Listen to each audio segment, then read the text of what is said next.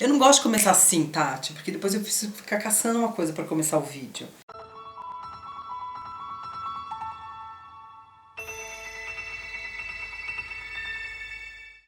Hoje a gente resolveu falar sobre narrativas. Para que servem as narrativas? Acho que antes de falar para que servem, a gente tem que falar o que é. O que são narrativas, Tatiana? Você que é uma literata. São histórias em que personagens fazem coisas numa sequência temporal. Por que as narrativas são importantes na nossa vida? O nosso conhecimento do mundo são narrativas. As grandes mitologias que fundaram a cultura ocidental, que é a cultura na qual a gente está inserida. Não só ocidental, né? Eu tô falando ocidental porque é o que eu conheço mais, eu não sei falar muito de... Tem o Mahabharata, que eu conheço versão reduzida, porque o Mahabharata é... E a gente se funda nessas narrativas mitológicas, seja porque elas são fundantes, seja porque a gente se contrapõe, que é um jeito de se fundar também. Você se contrapor a alguma coisa é um jeito de você reafirmar uma coisa, porque aquela coisa tem força suficiente para você se contrapor, né? Então a gente tem a Odisseia, tem a Ilíada, que são fundantes de toda a mitologia grega, como a Teogonia, como a própria Bíblia, né? Tanto o Velho Testamento quanto o Novo Testamento, são historinhas lá. Então a gente meio se entende, acho que se o homem não fosse Homo sapiens, ele podia ser Homo... Contadores. Homo historins. A gente é feito por essas narrativas, né? E a gente é um pouco, o jeito que a gente vê o mundo é um pouco o jeito que a gente narra o mundo. A gente se entende também. A gente é aquilo que a gente narra sobre a gente. As grandes narrativas épicas, elas não eram meramente entretenimento, elas eram enciclopédicas, na verdade, né? Elas eram uma forma de compilação de um conjunto de saberes. Nessa tradição do contar história, do ouvir história, talvez essa seja uma característica extremamente importante que de certa forma se perdeu ou se transformou muito no mundo contemporâneo, é que a gente percebe o quanto a gente precisa das narrativas do outro para compreender a nós mesmos, né? O prazer da leitura de narrativa ou de assistir um filme, etc., é você conseguir ir ganhando aos poucos uma espécie de um repertório simbólico que te ajuda a compreender a si próprio e ajuda a compreender as dinâmicas da sua vida. Atualmente, o que eu vejo, e a insistência que a gente sempre tem aqui de vamos ler mais coisas, é porque a gente tem um repertório simbólico, um repertório de narrativas muito restrito. Nessa história, assim, vamos fazer um ultra resumo.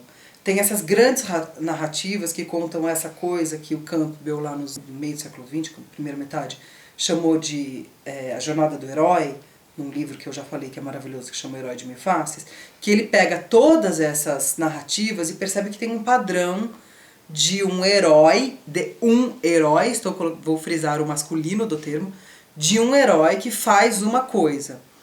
E todas as dramaturgias que a gente tem agora, o jeito da gente contar a história, é em cima dessa jornada do herói.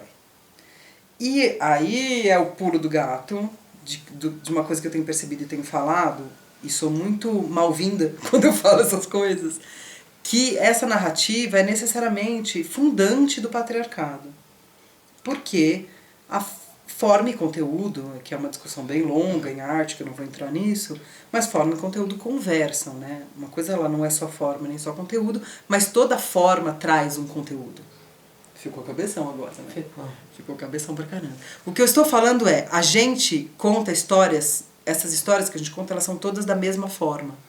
Então, necessariamente, ela dá conta de um tipo de conteúdo. E se a gente quer mudar o conteúdo, a gente vai ter que mudar a forma também.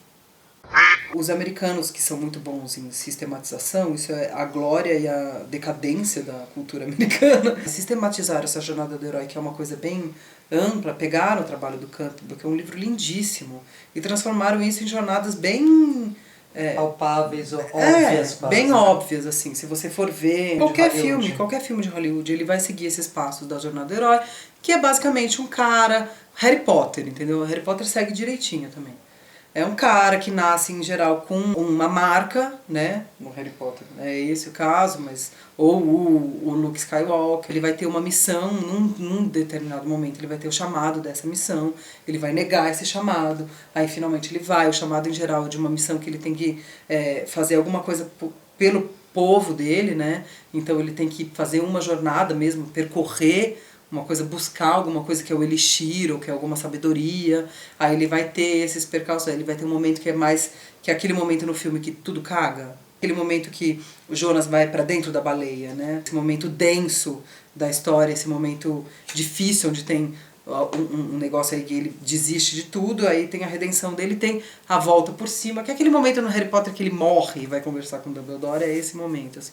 E ele tem essa volta por cima e consegue vencer o vilão, ou matar o que ele tem que fazer, ou pegar a pena do rabo do ganso, da onde, não sei, acho que em geral não é ganso, em geral é gavião, uma coisa mais de rapina, assim, né? Ou matar um dragão, matar uma serpente, ou matar alguma coisa, e trazer esse conhecimento pro povo dele. Sempre me pergunto que histórias vêm depois disso, né?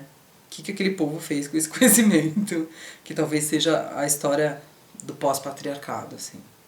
Mesmo que você não tenha estudado a jornada do herói, a gente já viu tanto isso. Que é considerado o normal. Isso é a normativa, de fato. Quando eu mesmo, quando vou ver um filme, eu que estudo isso, que tem implicância com a jornada do herói, quando eu vou ver um filme que não faz a jornada do herói, eu acho ruim. Se não é esse grande deslocamento, esse enfrentamento de obstáculos e essa vitória depois... Ou uma não vitória. Suponha que você vai fazer um filme cabeça e não, o herói não consegue. Mas de qualquer maneira passou pelos percalços. Aquilo é o núcleo identificável. Fugir disso significa tédio. Não tem como não falar do Benjamin e o narrador, falando que o contador de história ou era o cara que nunca tinha saído daquele lugar e, portanto, conta a história do vínculo com a terra, os façanhas dos antepassados. Esse texto é tão lindo do Benjamin, né? Ou é a história do viajante que volta trazendo as histórias daquilo que é desconhecido, né? Eu acho que o cinema cumpre esse papel hoje, já que a gente não tem rodas de fogueira em que um velhinho conta as narrativas daquele grupo. Não, e não é nem um velhinho, né? Porque a gente tem muitas tradições de pessoas cuja profissão era contador de história. O Rapisodo que tinha na Grécia era isso, né? Era o cara que sabia recitar o Homero de cabeça, porque é uma linguagem principalmente oral aquilo. Os caras sabiam aqueles catatal todo de cabeça. O Netflix é o nosso grande Rapisodo atualmente. Exatamente. Qual que é o problema? Se a gente ouve sempre a mesma história, a gente fica sempre com o mesmo recurso para se entender como gente. Então, basicamente, se você não tem uma vida cheia de façanhas, você acha que é uma vida em vão. Uma vida vazia. Se você não consegue superar um obstáculo... Ou se você está vivendo um momento na sua vida que não cabe naquela trajetória, você fica fazendo, às vezes eu vejo uma forçação de barra das pessoas tentarem se encaixar. Eu estou naquele momento da jornada que não sei o quê. E às vezes, bicho, você nem tá na jornada, entendeu? A jornada tá aqui, você tá correndo ali do lado, seu negócio é outro. Se a grande questão, acho, da leitura de ficção, nós estamos falando da leitura de filosofia... Não, nem de ficção. Leitura... Estamos falando de recurso para ler o mundo, recurso simbólico, que tem a ver com a arte, tem a ver com mitologia, tem a ver com os símbolos. Exato, né? Falando das narrativas como fonte de símbolos para que você se interprete o mundo que você tá de uma maneira mais rica, eu acho. Mais sofisticada, talvez, mais metafórica, que você consiga entender simbologias e metáforas e não fique nesse raso que a gente tá de literalidade.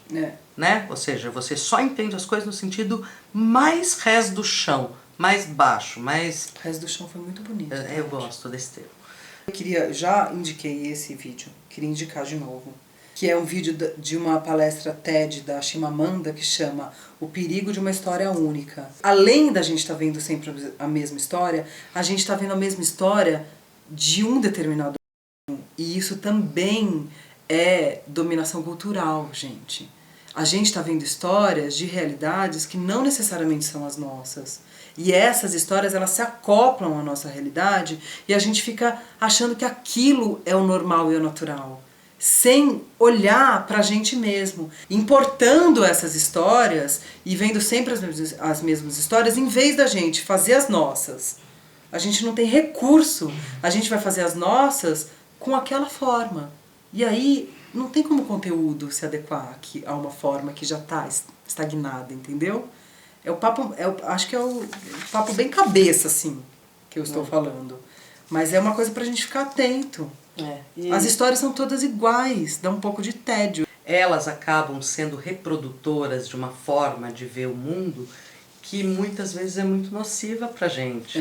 Por exemplo, uma narrativa de conquista, ou uma narrativa meritocrata, ou uma narrativa de batalha e de vitória. Então, assim, você pega qualquer filminho, qualquer série, quase todas é o sujeito pobre que luta e conquista, é a pessoa doente que luta contra a doença. Não, lembrando que quando a gente vê uma história, a gente nunca vai se identificar quem a gente é na história. Quando a gente vê, a gente nunca é aquela velhinha que entrou e falou 2 palavras, a gente é o herói, entendeu? A gente é o personagem principal. Se os personagens principais são sempre homens brancos americanos, a gente é sempre essa história que a gente vai contar. Por isso que tem que contar outras. Ou é um homem branco americano, ou é uma mulher que faz a trajetória do homem branco americano. Que faz a trajetória. E aí parece que é super feminista o negócio, mas ela tá só reproduzindo a jornada do herói.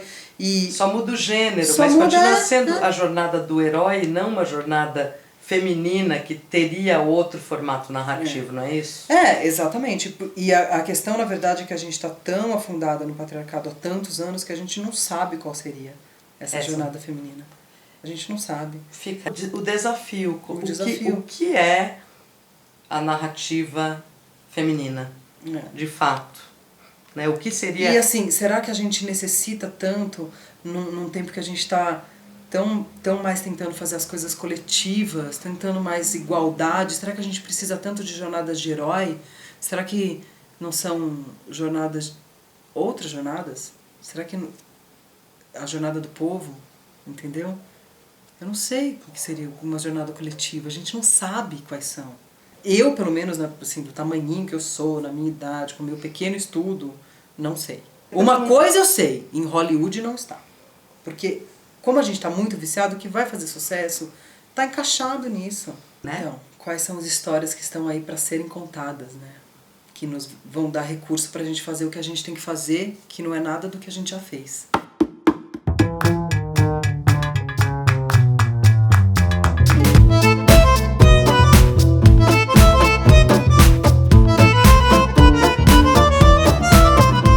Isso aqui, queria agradecer. Vou pôr até na minha frente. A gente ganhou esse presente desse estandarte, que ele é grande, então eu estou mostrando, deixar ele um pouco, agradecer a Neuza Medrado que deu pra gente. Dizer que ela faz essas coisas lindas, quem quiser, entre em contato com ela. Estandartes lindos e outras coisas lindas que ela faz. Muito obrigada, Neuza, a gente ficou muito feliz com ela. Se você quer contribuir com algum presente ou com algum l'argent para a gente, também é bem-vindo. Seja um dos apoiadores do canal, cujo link está aqui no Padrim.